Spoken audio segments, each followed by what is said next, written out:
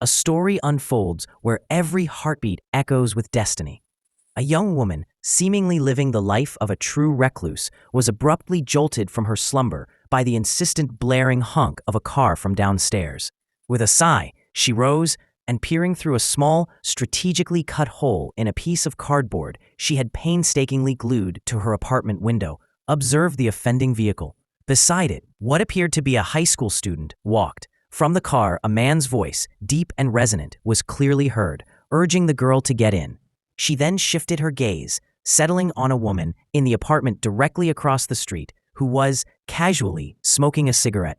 The neighbor, noticing the peek, offered a warm smile.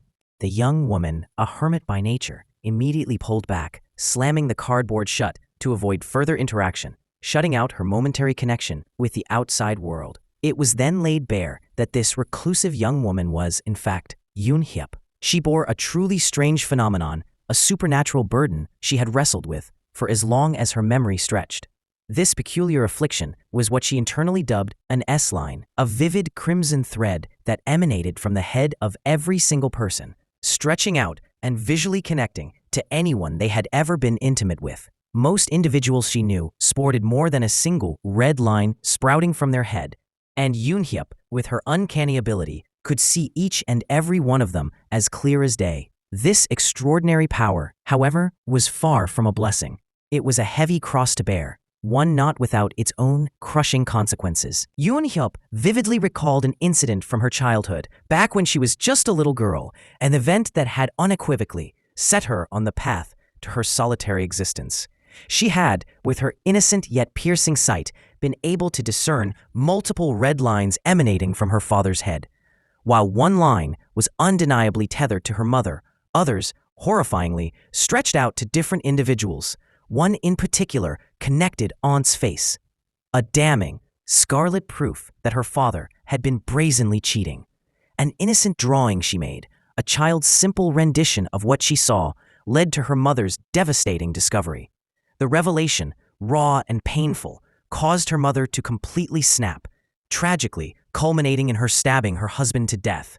Believing, with the crushing weight of a child's guilt, that this horrific incident was entirely her fault, Yoon-hyup painfully realized that her unique power was far more of a curse than any kind of blessing.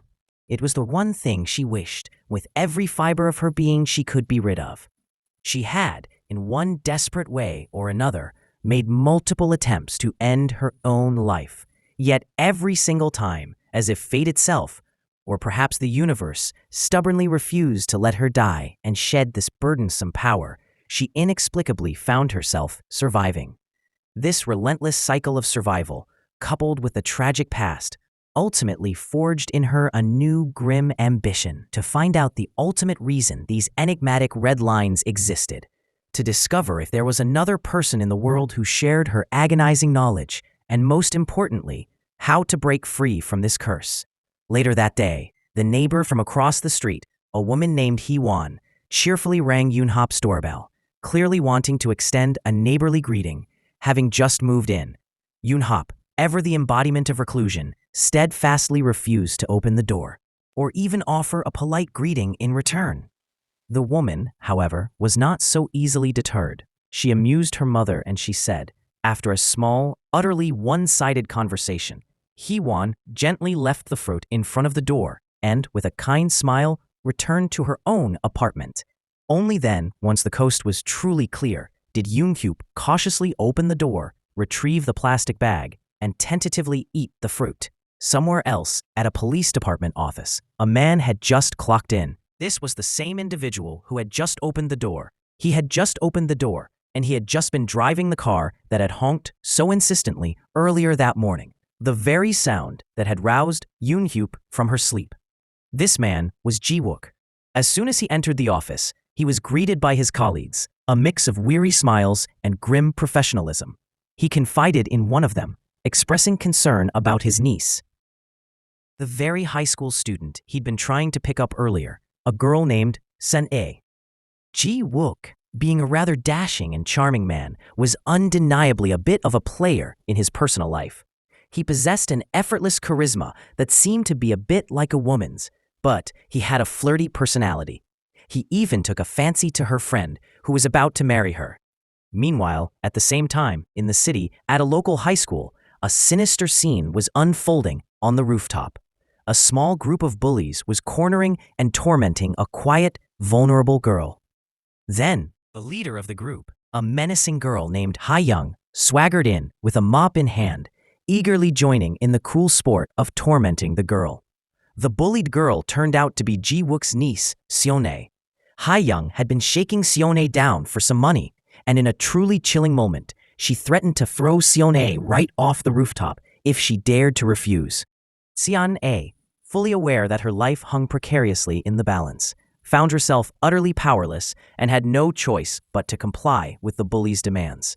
Later that day, Ji-wook and his colleague, Dong-sik, found themselves knee-deep investigating a grim crime scene.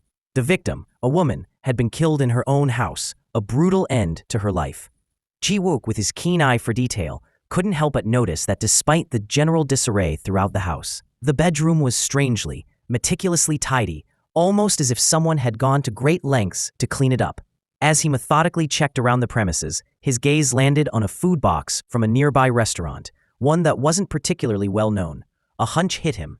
He believed that this unassuming restaurant might just hold the key, a breadcrumb trail that could lead him straight to the perpetrator of the murder. Shortly thereafter, another detective arrived on the scene, delivering a fresh piece of intelligence to Ji-wook.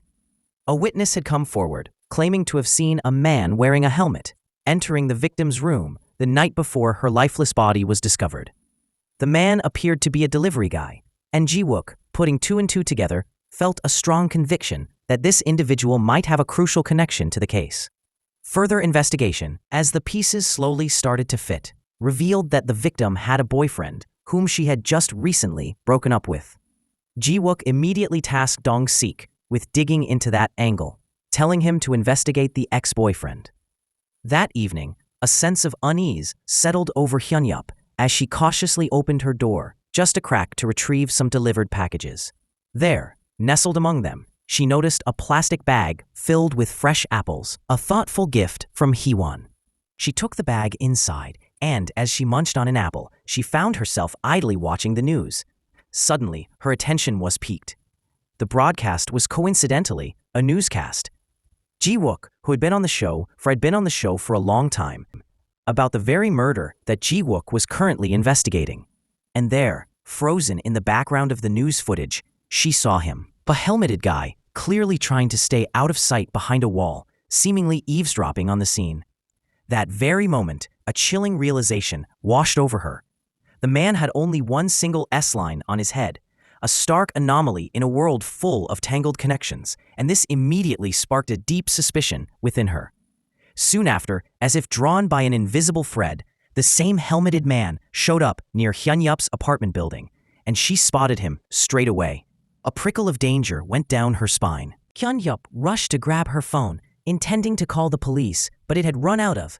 She quickly plugged it into charge, her eyes still glued to the man. She watched as the helmeted man entered the apartment building across the street, and then, to her utter surprise, stepped into Hee-won's apartment. Fortunately, her phone buzzed to life with just enough battery, and she quickly dialed. As she spoke, still monitoring the mysterious helmeted man from her window, she saw that Hee-won was clearly not in danger.